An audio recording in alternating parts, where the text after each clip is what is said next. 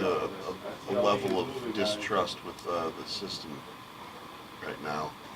I'm looking at SCLB on a 3-minute chart. I'm looking at SMH, come on. SMH definitely rallying. It took off on us. You can see what the gap is.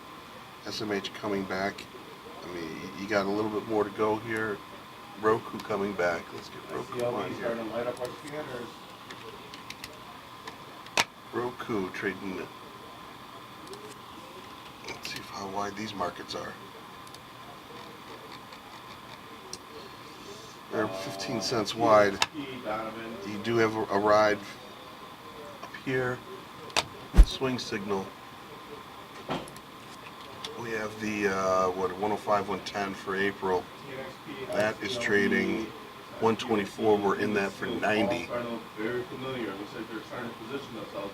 Let's see where would we probably start looking to get out of that. 90.